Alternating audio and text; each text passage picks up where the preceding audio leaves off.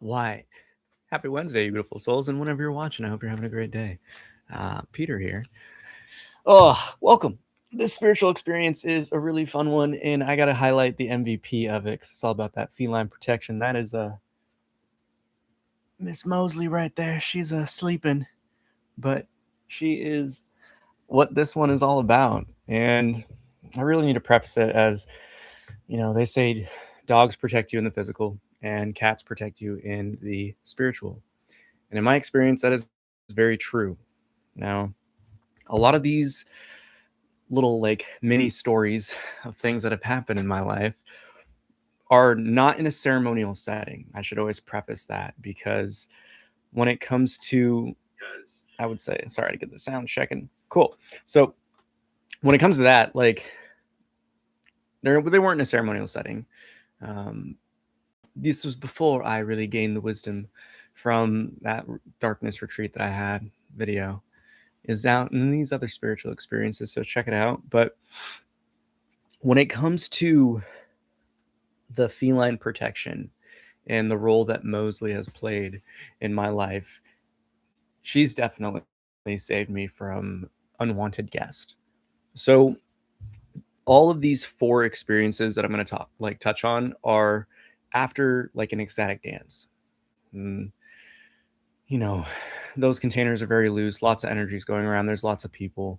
And in terms of like the intentionality with the medicine itself of psilocybin and mushrooms, it was really just done recreationally during this period of my life. So a lot of these are back from like 2 years ago. I don't really have dates for some of them because a lot of trippy stuff has happened in my life. Can't write everything down, but we're going to start with like the most intense one. And in terms of just the protection from your animals and your pets, they really do hold it down. I don't have intense like spiritual visions in that sense of like a seer ability, but I do have a kind of like a knowing in the heart, like a sensory perception in that sense. Like I can feel things very intimately. And it's almost like I guess you could say like daredevil, like I can get a picture of things based on the feeling that I receive in my heart. So, it's post dance. Things are very social, elevated energy, a lot of energy mingling, loose containers, no ceremony. And I get back to my place one night, and as I'm laying in bed, I start to hear like giggling. And obviously, I'm sitting there thinking, like, well, maybe it's my neighbors upstairs or something like that. I don't know. And then it gets closer and closer. And it starts to turn from like one giggle into three distinct voices of a giggle. And I'm just like laying on my back, and I look over, and I essentially roll over to my right side, and I'm looking over towards my closet. And there now appears to be essentially three little orbs, three little like tiny lights. And the impression that I get is that they're very much so like fairies. It's the only word that really came to mind when I was trying to kind of be like, what am I looking at right now? Because again, I don't really get too much visual stuff. So, but this was very clear, like shimmering, phasing in and out. And they were encouraging me. They were talking with me, and they were like, come with us. Essentially, they're like, come fly with us. And there was nothing to really preface any of these experiences that I've had, but the energy that I got was just, again, for my own beingness, was reserved. I didn't necessarily bite into anything that they were saying. I wasn't really fixated or fascinated. I was more so just perplexed because I was tired. I was trying to go to bed, and these things are now kind of pestering me and giggling and saying, let's fly, come with us, you know how to do it. And I look around, and there's nothing else. Everything else is silent. And they just kind of just go around the right side of my bed. They don't really come across it. They don't really leave that kind of like cornerish area of the closet.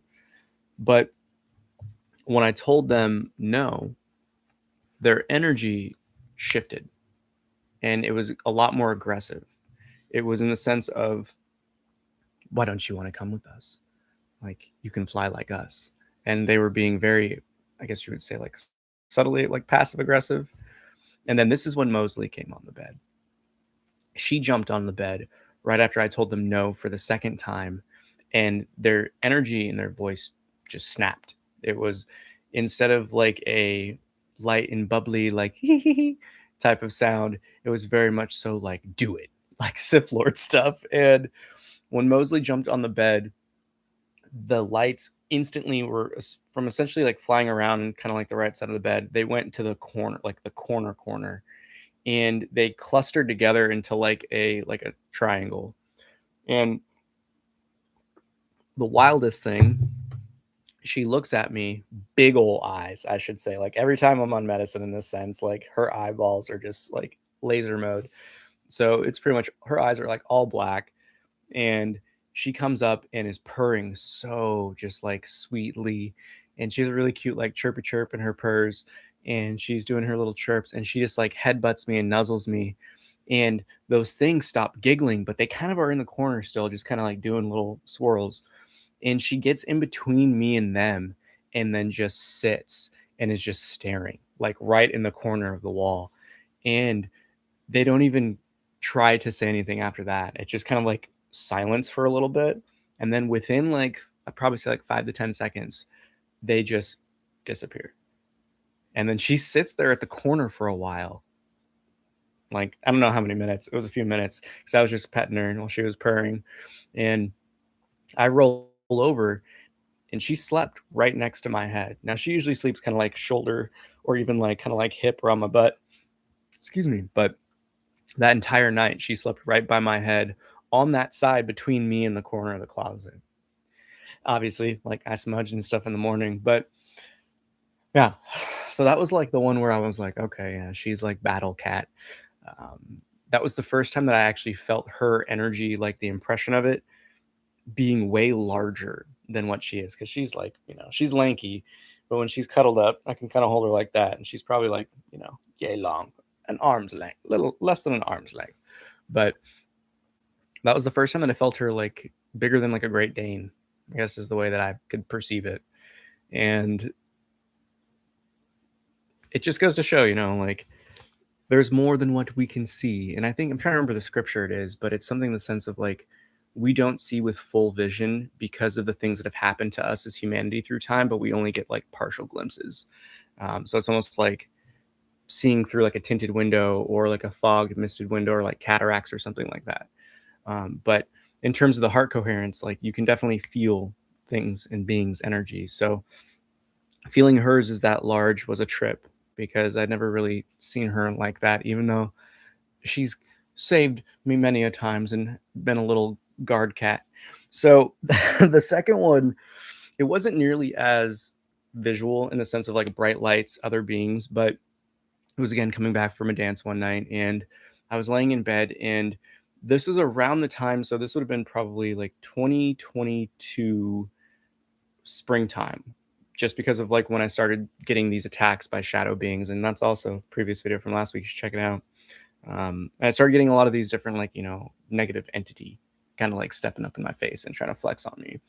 And I was laying in bed, and I distinctly remember laying on my left side, and then as I'm rolling over, things start getting vibrating. I was feeling really restless, couldn't really fall asleep. It's one of those things like, where you close your eyes and it's just kind of like, oh, well, I'm awake. Still have a lot of energy post dance. So everything starts to vibrate. And then the entirety of the room, it's almost like vignette. All the things in the peripheral vision just start getting darker and darker and darker and darker. And as that intensity is increasing in the vibration, I literally thought it was an earthquake. So like I'm sitting up at this point and I can just feel this intense energy. And then this is just when Mosley just like, I hear her. She wakes up and she sprints across the apartment and like leaps on the bed and does a little like as she lands on the bed. And she instantly just like runs on my lap, and to the point where she wants to like climb up my chest. So I just laid down and she climbed up on my heart and then just tuckered down again, laser beam eyes just looking right at me, and she's just purring. And I just held her on my chest and laid there. And I really don't fall asleep on my back. That's the only reason why this one's like really sticks out to me. But I just pet her and I fall asleep on my back, wake up. She's like laying next to me. So the darkness, the vibrations, all of that stuff like pretty quickly subsided once the I would say the vibrations of her purrs were felt. And I would say in this state, the trippiest part of that was her purrs were felt just like rippling throughout the whole body.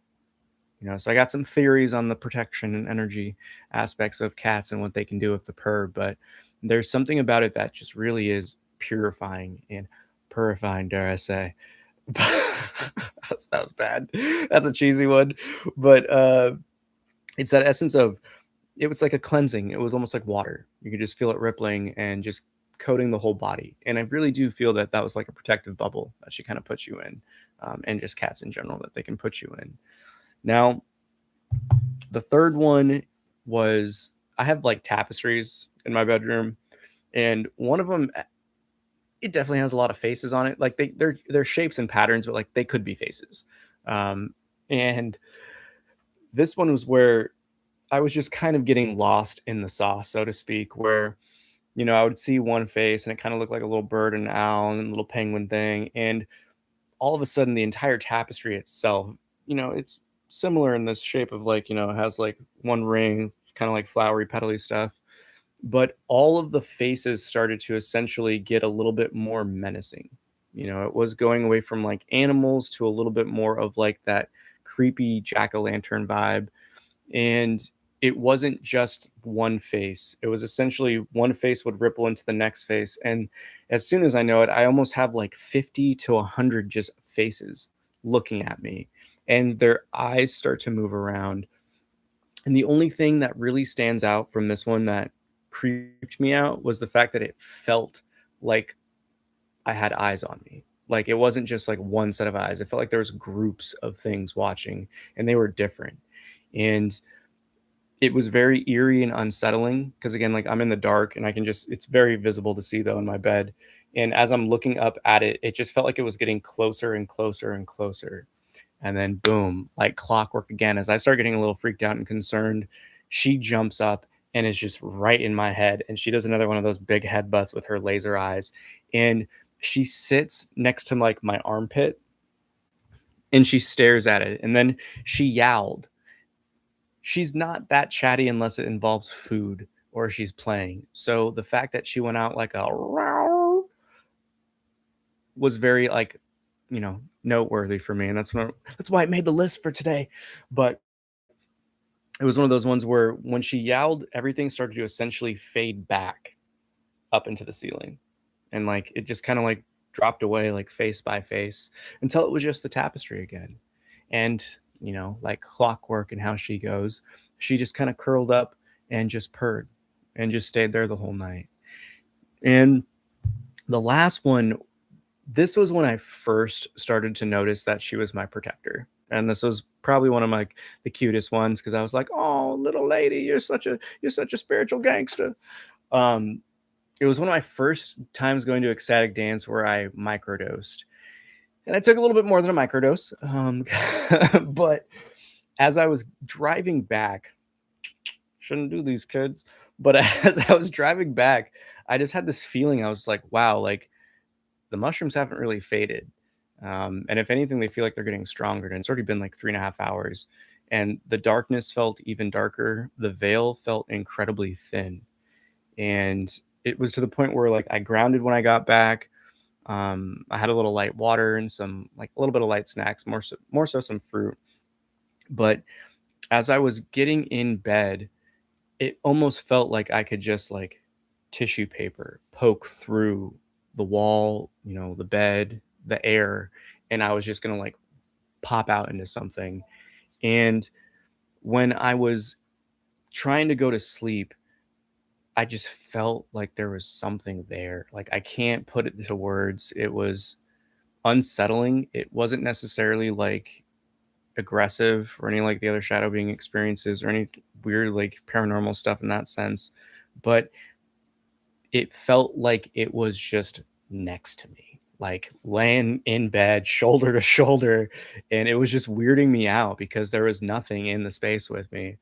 And this is when I noticed that like the whole time that I was like doing my thing when I got back, Mosley was just following me. She was just all around. She was doing, the figure eights between my legs. I thought it was just because she missed me because I was gone so long.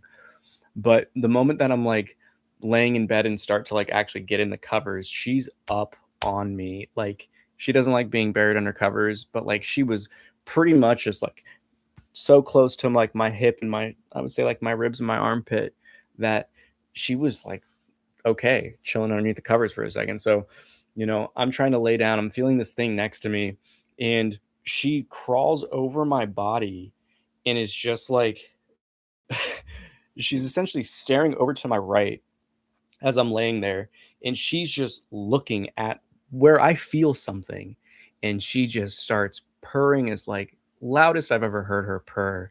And again, laser eyes, and she's just staring. And it's like a little bit more aggressive, I guess. She wasn't like hissing or anything like that. Her ears weren't pinned back, but she was just pacing on my chest. And then she got to the point where she started crawling around my head and then sat next to my head on my right side. And then the same thing, just like looking at that spot and purring. And then this is where something just felt like it just got up and moved, but she was just pacing back and down on the bed where that thing was. And pretty much once she was off me, I could feel that presence leave. And when she was pacing, it just felt like it kind of felt just everything was coming back together. I guess that's the only way I can really frame it, because the veil again felt like it was very thin and everything felt very hollow in the sense of it like a balloon popping. But it was the point where it just felt like everything was just more solidified and cohesive. And I fell asleep to her just kind of just purring next to me. And again, woke up and she was next to me. So I had to give Mosley a highlight because just as I said earlier to start this, that cats protect you in the spiritual, but dogs protect you in the physical. Next week is going to be about my dog Strider, who saved my life. And yeah, I'm excited to share that one. These spiritual experiences are going to get a little bit more into the early part of my journey. I know I started a lot of these off with the Yeshua experience and my encounter with him, and then obviously my awakenings, which were like the big catalyst. But there's a lot that goes into getting you to that point of catalyzing. That's where this spiritual path always usually starts at the rock bottom, and I felt like I'd hit mine. And so we're going to be going way back into the pre-high school and high school years for next week, and the protection of the canine with my homie Strider. But as always, got to give a shout out to Mosley. She's a blessed creature. I've been very grateful to have her in my life. I feel like she has definitely saved me and kept me grounded many a times in terms of my recreational journeys. And I just got to give an advisory for it. Like, although I did go down that path of recreational use, I really don't recommend it. If you're going to do anything, do it in a ceremonial setting. I've also experienced my favorite and best ecstatic dances completely sober. And in this year of sobriety that I'm in now, like more than a year now, I guess, it's always the bee's knees. The purest high that you can get is from that in which life already provides. And we can produce all the things we want ourselves. And when we tap into the highest vibration, we kind of naturally enter that flow. So yeah, I just want to kind of pitch that to people, let you know that your animals and your pets, they're your guardians.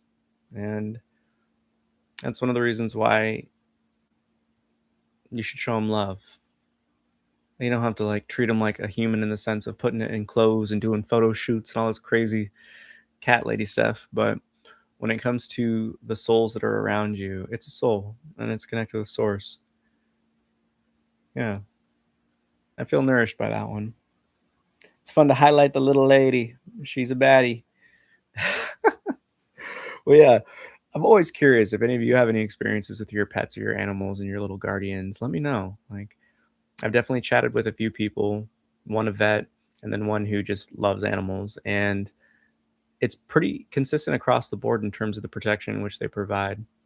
It changes in terms of how they express, but I know for certain my cat, she's the laser eyes, she's the intense purrs, she's the skin to skin patrol unit, and she'll purr you into a high vibe state and protect you. So I hope that that can encourage you to journey with your animals.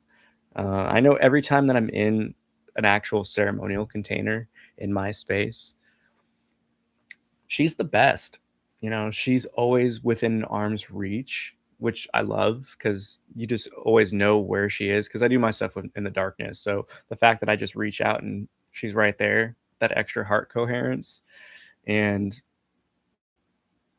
there's never been anything weird in any of my ceremonies in terms of unwanted guests or things that have happened. So it's a beautiful one in that she holds it down, co holds down the frequency.